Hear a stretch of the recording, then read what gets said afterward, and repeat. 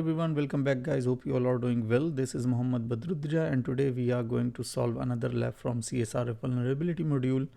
And in the previous lab we solve and bypass successfully the same site cookie attribute with the value lax, and this time we are gonna bypass same site cookie attribute but with the value strict, and this is the most recommended same site cookie setting for the applications. Okay, so the lab description is same as before, that this lab contains a change email functionality which is vulnerable to CSRF, and to solve the lab we need to perform CSRF attack that changes the victim's email address.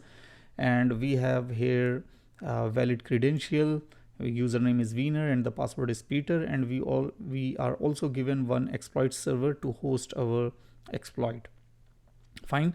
So to access the lab we need to click this button. I already open up the lab here, and I'm going to enable the burp proxy on my browser, and I'm directly going to the my account page for login. So here you can see we can log in with the given credentials, and let's try to change the email address. So test at cybersec.radar and update email. So you can see the email is updated. Now it's time to analyze the request. So back to the proxy history tab, and here you can see we have the login. This one. This is the post request where we input the credentials and we log in.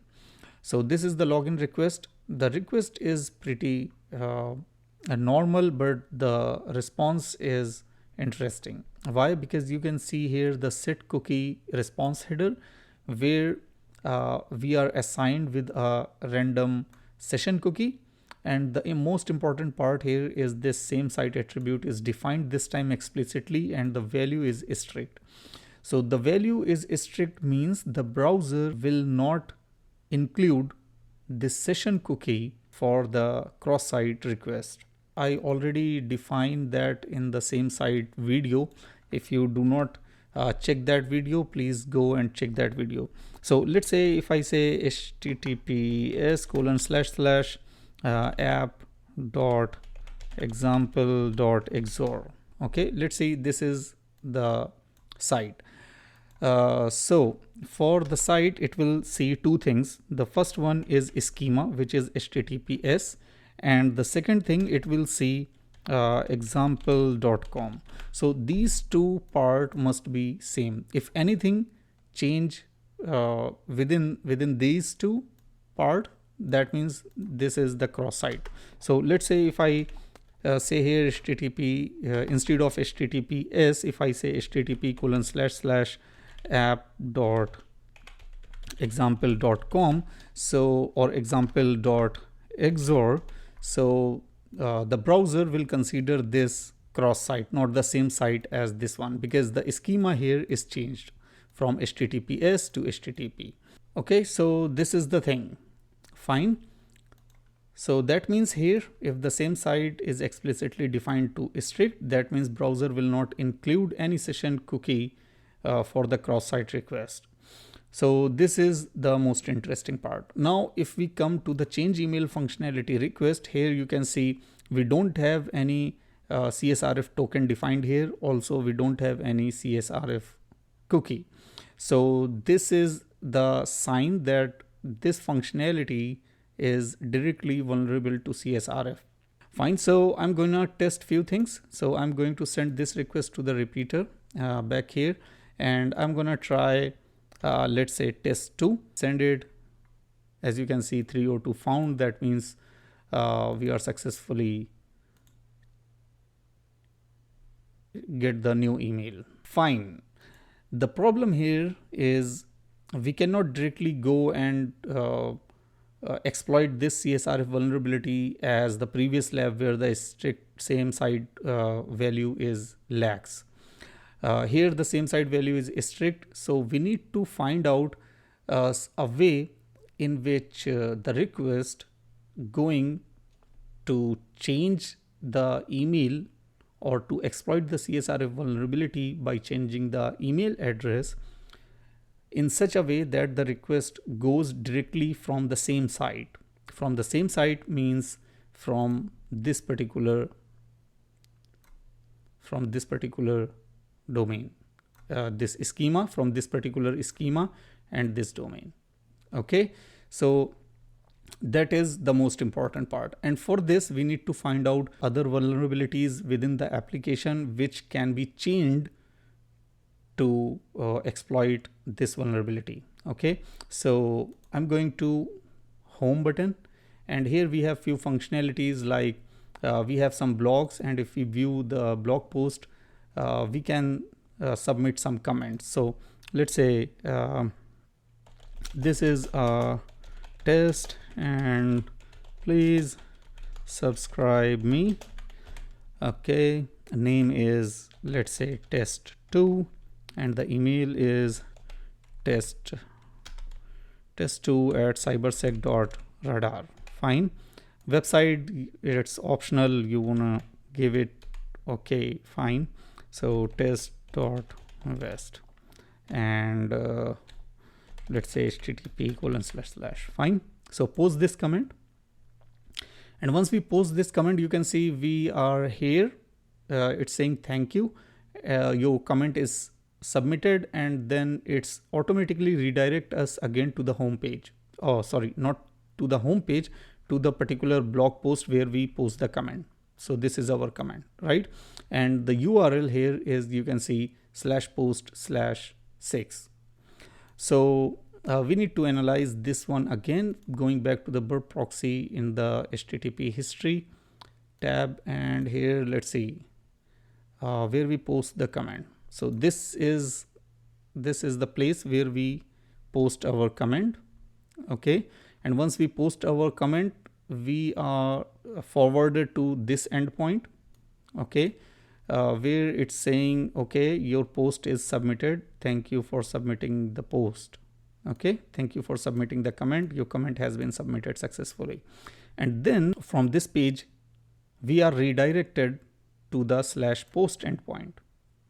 So if we see the request here above this request, you can see we have another GET request, and within this GET request we have a JavaScript file, and this is the content of this JavaScript file. So if I expand this, you can see the file name is comment confirmation redirect.js, and this is the content of that file.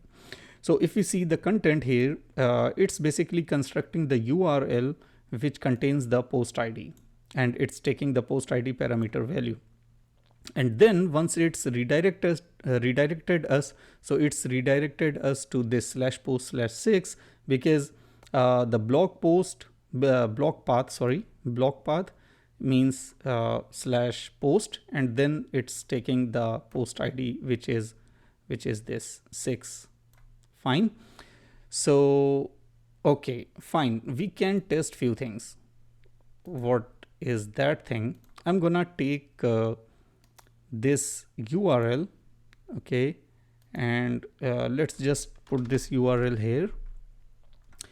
And what I'm gonna do, I'm gonna open one more browser tab and paste this URL, and instead of 6, let's see, I'm gonna try directory traversal or path traversal. Okay, let's see, if I say /home and hit enter,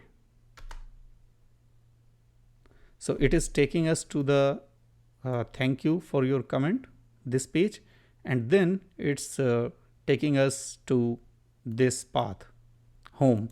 But the problem is this /home directory is not available, this path is not available, and that's why it's saying not found. So that means it's normalizing the path, but this endpoint is not found. So we are going back here, and this time I'm gonna say /home again and hit enter. Actually, I did a mistake here. Let's see what's the mistake. If I go to /home there is no home endpoint, and that's why it's saying not found. Let's see, if I go to my account, there is endpoint slash my account, and if I take out this one, yeah, so this is the valid endpoint, my account. So this time I'm gonna try my account. So instead of 6 dot slash my hyphen account. And why I'm trying this, because you can see in this case, if I manage to see whether the directory traverser is successful, then I can send a request from the same site, okay. So let's see, dot slash my account, it's taking us to the comment page where we submitted, and as you can see, now it's redirected us to the my account page, and that's fantastic. That's what we need, because from any external site, if the client wants to go to any external site, the request will not contain the session cookie by the browser. So we need to take the client from the same site to the change email functionality.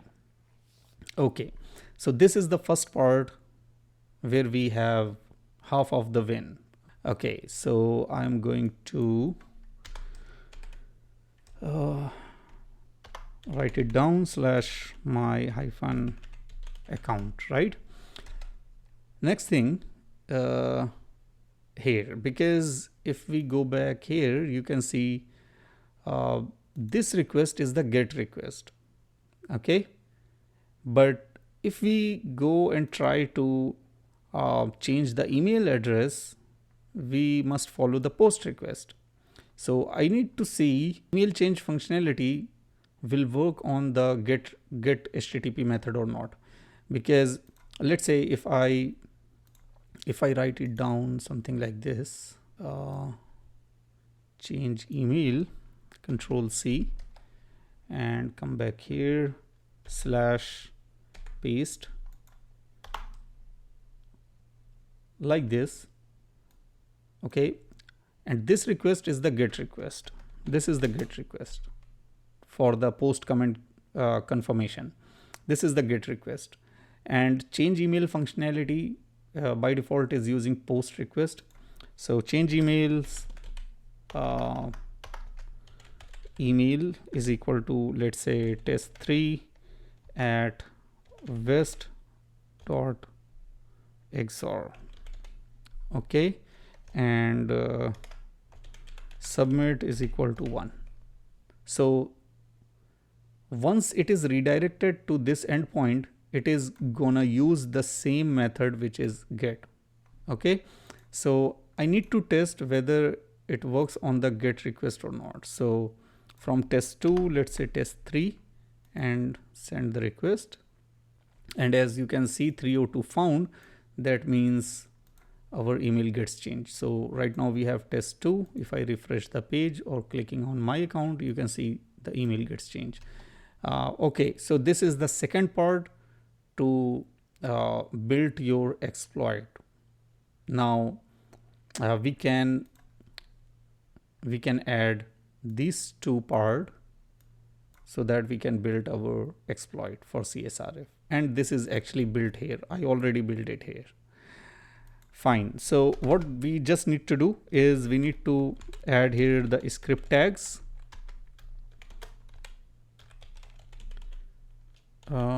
Script tags, and within the script tag I can say document dot location is equal to, and this one,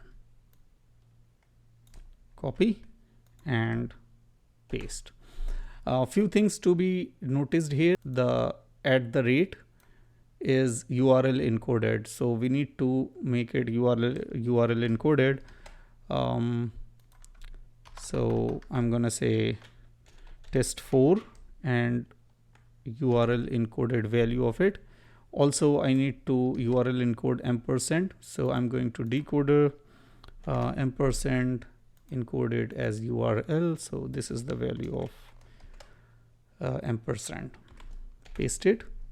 Fine. And I'm just going to copy this back here, go to the exploit server and go to the body section, paste that and store it, and let's view that. So once we view that, that means we are applying this exploit to ourselves. So you can see the request is redirected to that page and then it's saying not found. Why so? Because there are two my account endpoints. So I did a mistake here. Okay, this is the part. Okay, back here, go to the exploit server again. I don't need this part. I don't need this part. This one. Okay, and store it one more time. Just view exploit.